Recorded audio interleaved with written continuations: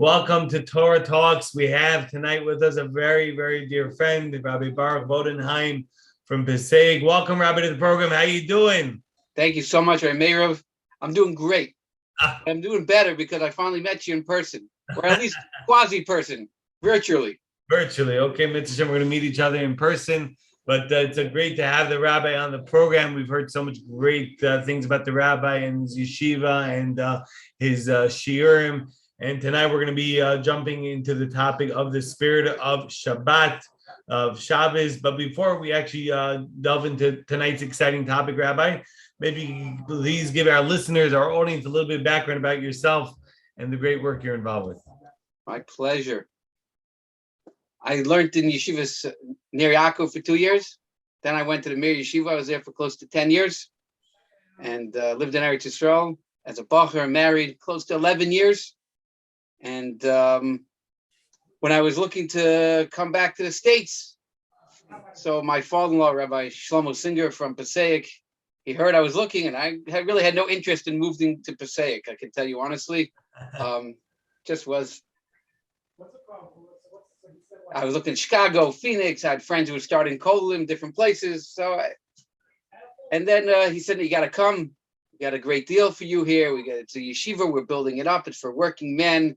It's for women. It's for children. It's their family, and we give them real learning, and we take care of them, and we raise them, and it sounded interesting. I went to my yeshiva, Rav Nosson Tzvi Finkel.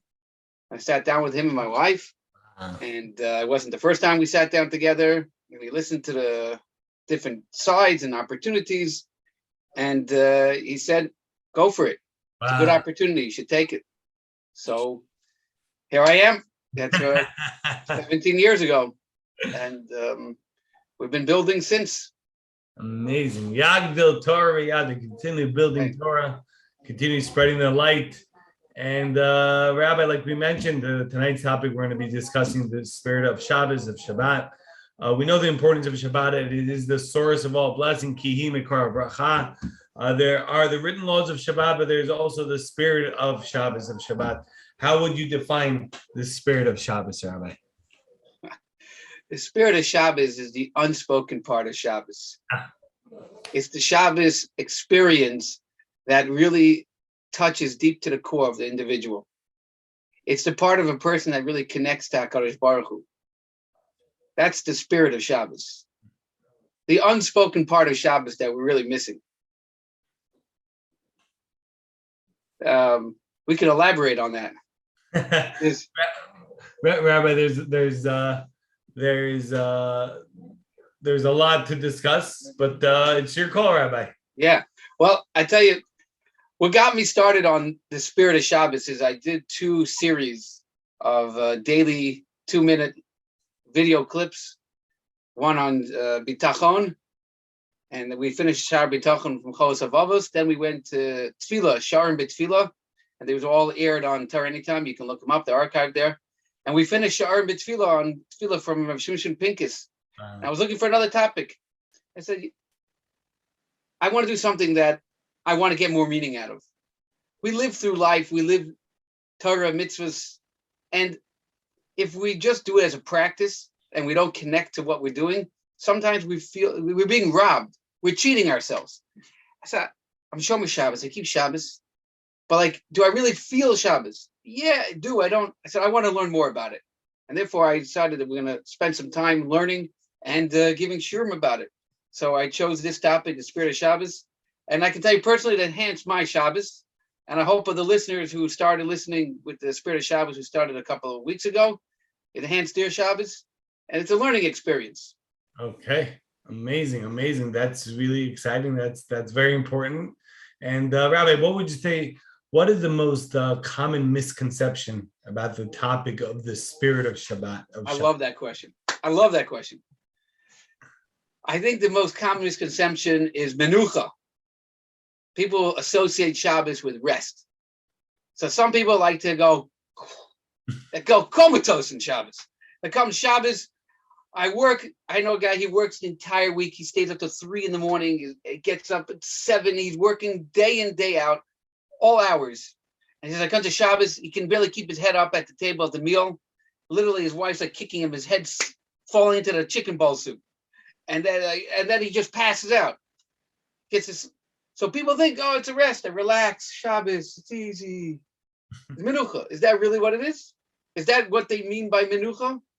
Just to like lie on your couch, bask in the sun like the dog next to you. You have a pet dog. So it's like some people think sleeping the whole Shabbos. Oh, menucha. I rested. That's what. Yes.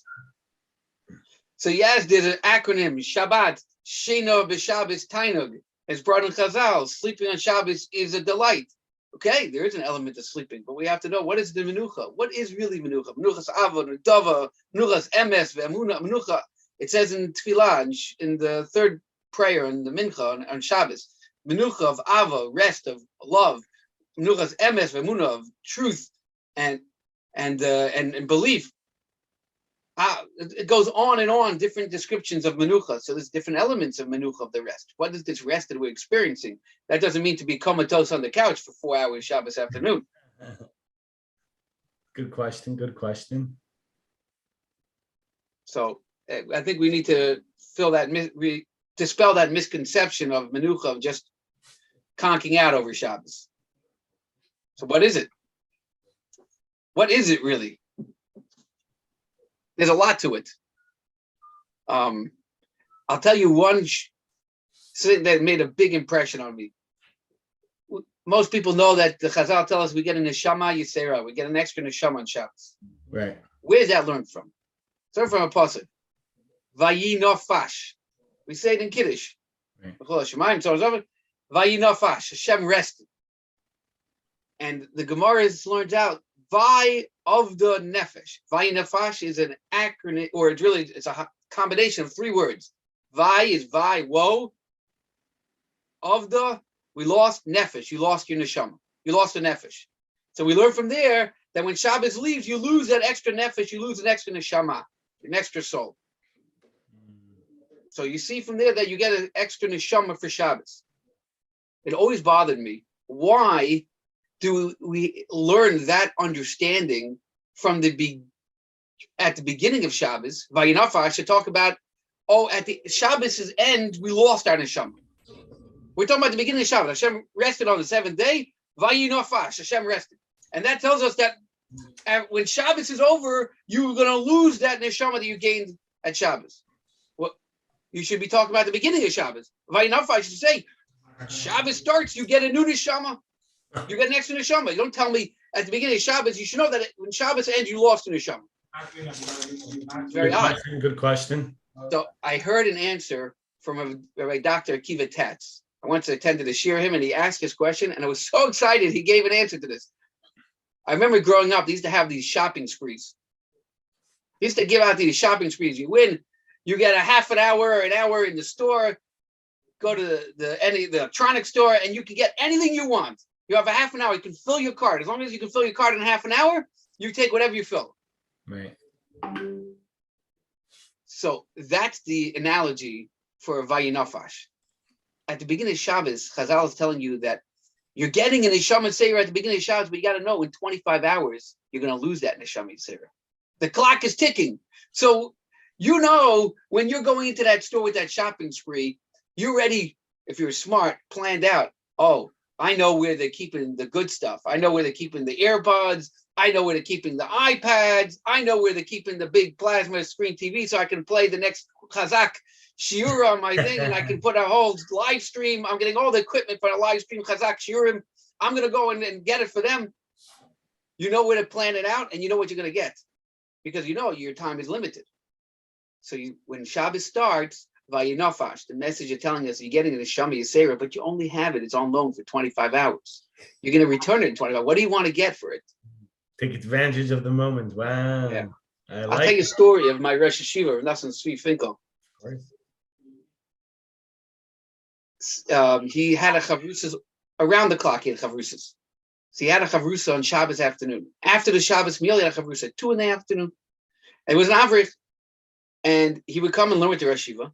And he would get tired, and he's fighting to keep his eyes open. And he turned to Rosh Hashiva one day, and he says, "Rosh Hashiva, if you don't mind, I don't want to be disrespectful. You're not well. You have severe Parkinson's. And you come and you learn right after the meal. We learn together. You don't put your head down. You're not sleeping at all. I'm a healthy young guy. I'm trying to keep my eyes open. How do you do it? I'm trying to fight that and don't fall asleep. He said, let's call him Yankee, my dear friend. So I'll tell you what gets me going is I know that when Shabbos is over, my neshama, you say, was going back to Shemayim, and they're going to ask, what did you do? Did you drank Coke? You drank Fanta? You ate cholent? You ate herring? And I come back and I'm going to report all I did was ate cholent and herring. Said I want to make sure that it comes back with a good report and says it accomplished what it needed to.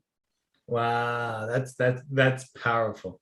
We have the short amount of time, 24, 25 hours of Shabbat. We have this extra neshama. How are we going to spend our time?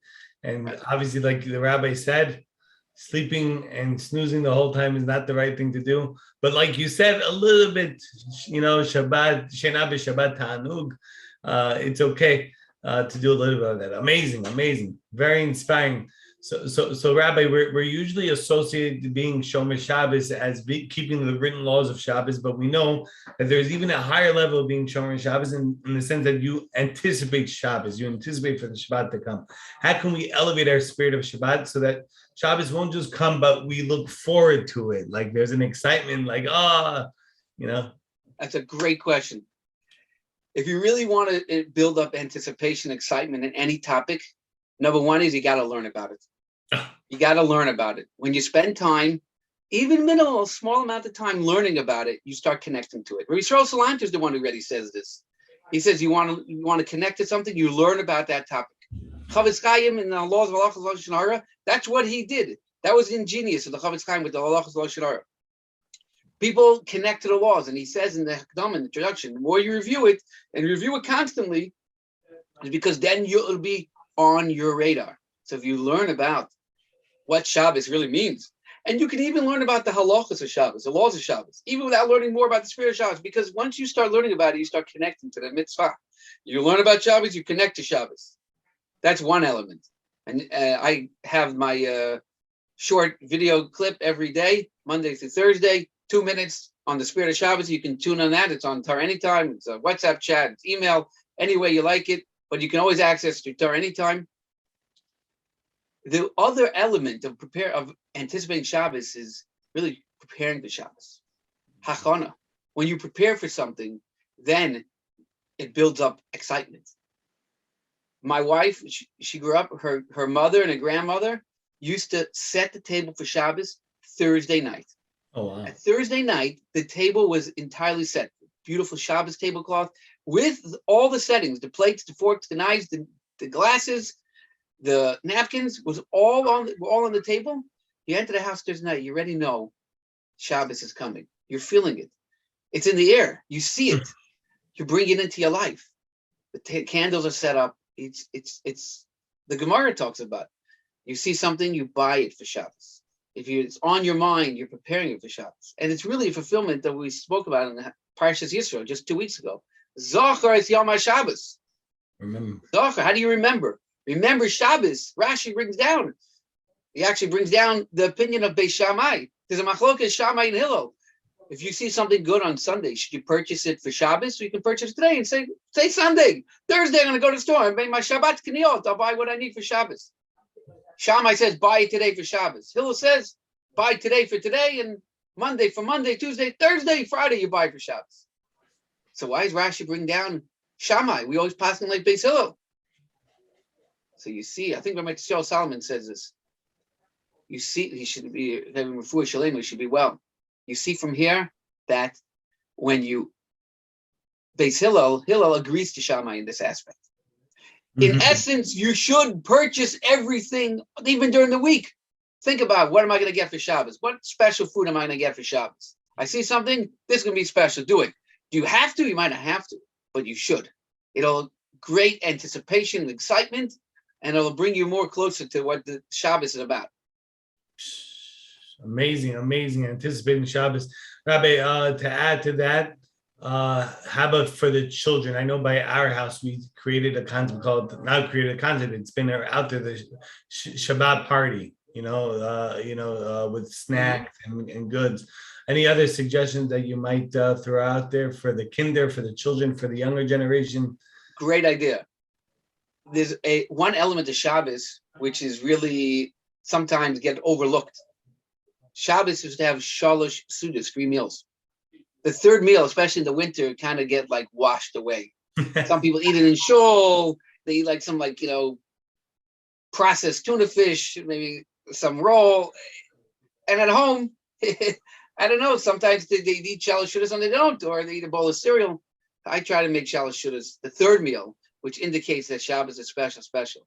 I buy a nice, good ice cream for dessert. I happen to be of German descent, so I wait 3 hours so we can have dairy, even in the winter. So, most of you can't do that. It's a little perk. You'll have to, deal with pyre of ice cream. But the summer's coming, and you can buy really good delicacies. I buy it for shalosh sudas, so my kids look forward. They'll wash, they'll eat something, and they're waiting for that dessert, for the ice cream. So buy a good dessert, and or if I take my kid to the store, tell me what you want. We'll buy Shabbos treats. We'll buy it. They look forward to it. They love it. Yeah, that's very important that we build that love for Shabbat in our children and our future generations. Rabbi, we often hear about stories of having someone as a guest at someone's Shabbat table and how it changed their lives. But, connecting to what I just asked you about the children, but how does Shabbat impact one's own family? How do we impact the entire family with the greatness and the holiness of the Shabbat? I'm going to tell you 2 stories. Sure. You're going to see how it can impact your family and how it could actually, if you don't do it right, it could actually, it can be a ruination for your family. There was a guy, someone who learns by us. He's from Russia. Came to America when he was in his 30s. First time he came was a couple weeks before Hashanah, and his cousin set him up in Or Sameach in Muncie, and came Rosh Hashanah. They set him up for meals, and he was really not getting into this Jewish thing. America. Said his first experience. Said the shir, the rabbi was talking about kaparot. So you take a chicken and you put it over your head and you start swinging it. Said he's mid-30s. He came to America in the 1980s. He said, this is capital. This is capitalism.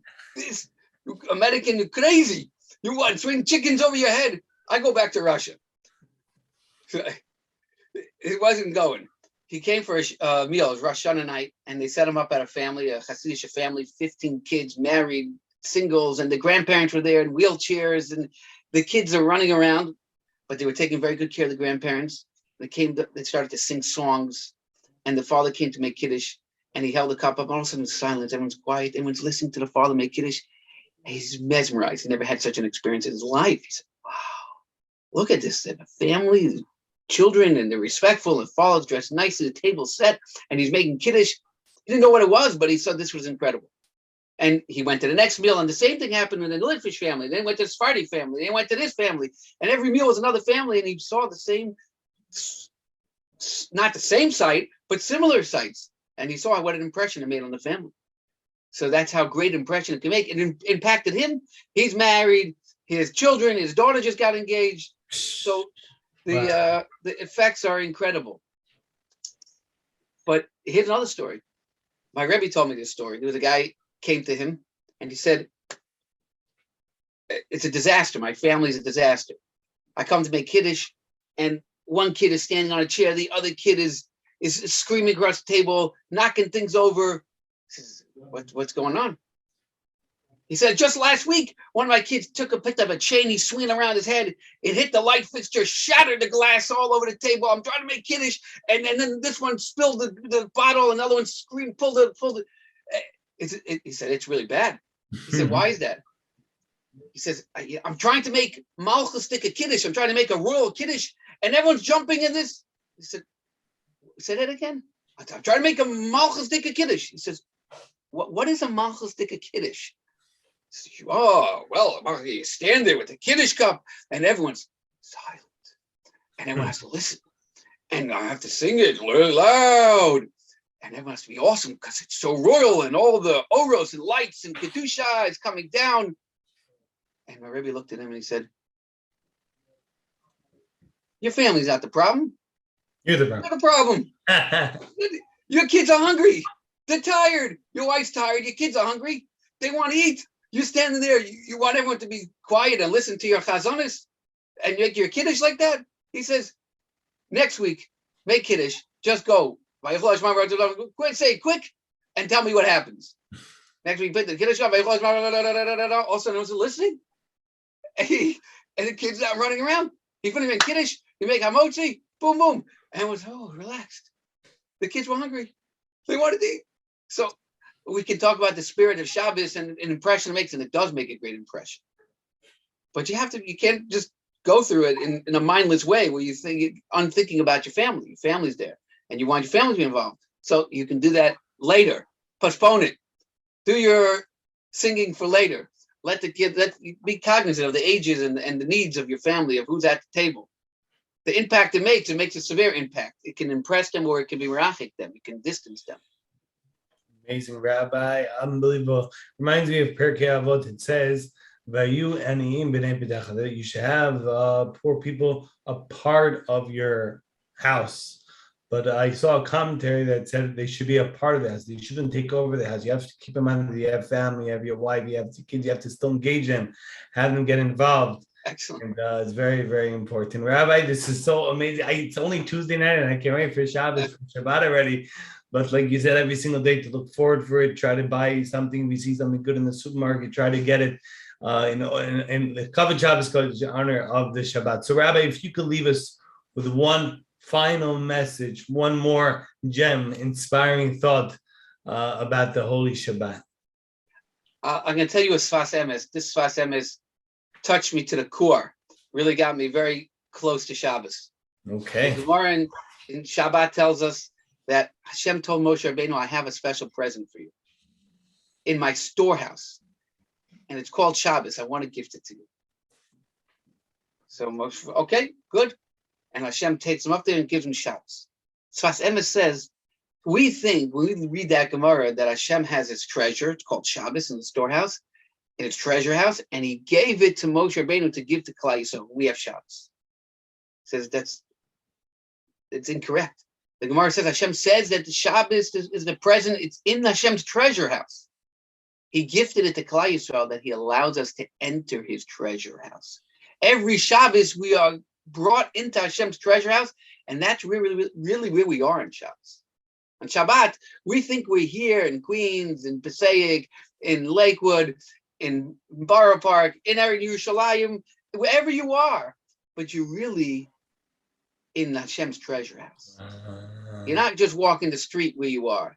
You're in a different zone. You're in a different dimension. And that's really what happens. You have a new neshama. You're living in a different dimension. We have to connect to that. And you feel it and your family feels it, but we have to know what we're really feeling. That's why people itch on Motzei Shabbat. People want to go to the pizza store, go this, go do this, got to go out. What are they? Because they feel that they lost in the neshama. Something lost. And it make them crazy. They don't know what to do with themselves. We have to really realize what we have. I understand why the pizza store is always full Motzei Shabbat. They're lacking something. They're looking for something. They're looking to fill the void that Joseph created. What a beautiful chidush. We're not going to find it in the mall. Not going to find it in the mall. You're going to find it. You got to find it inside yourself. The impact that Shabbos has on your family.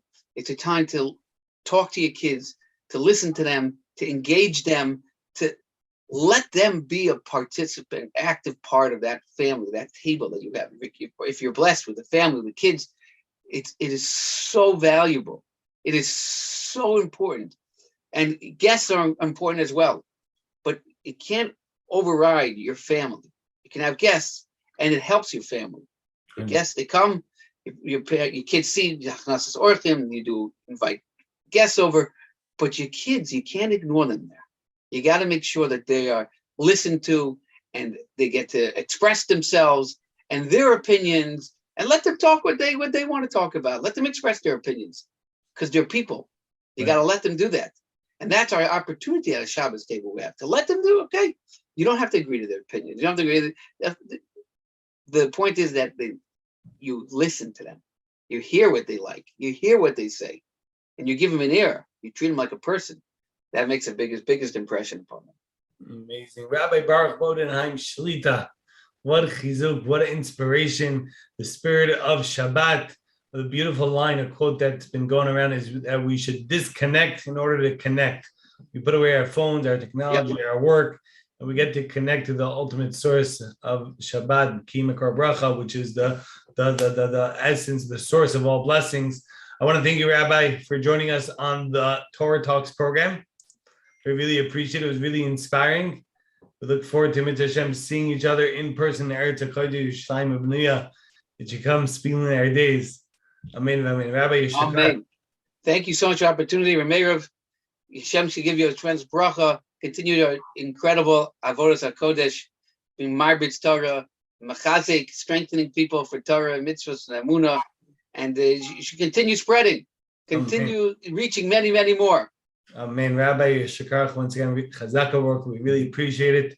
Want to remind our broad audience about Chazaq's main mission, which is to try to inspire and to guide the thousands of kids that are unfortunate in the public school systems and give them a Jewish education via after-school programs, Sunday school programs, Teens Division programs, or best thing is to have them join our Yeshiva Placement Division, where we guide them to a proper Jewish day school. Baruch Hashem, they got over 1,000 children have already been transferred. If you have a family, friend, neighbor that has a kid that's looking for yeshiva, make sure to reach out to the Chazaq headquarters, the Yeshiva Placement Division, Public School to Yeshiva PSTY Division, 718-285-9132. That's 718-285-9132 to partner with Chazaq's holy work, whether it's this year and whether it's a basement or Sukkot, all the cure programs, etc. Make sure to visit givechazaq.com, give G-I-V-E, chazaq.com. Shout out and special thank you to our dear sponsors, dailygiving.org, an amazing, unbelievable organization where every dollar, every single day, by thousands of people go to various different organizations. I believe it's over 50 organizations. Every 50 days, they get the dollar from the thousands of people, and it really makes a very big difference. If you're not a daily giver yet, make sure to go to dailygiving.org. And that's that until next week. B'ezrat Hashem, every single Tuesday, special guest at the Chazaq Torah Talks. Shekach, and thank you very much once again to our special dear guest, Rabbi Baruch Bodenheim from Passaic, for the inspiring words about the spirit of Shabbat. Everybody should have an amazing night and Kol Tov.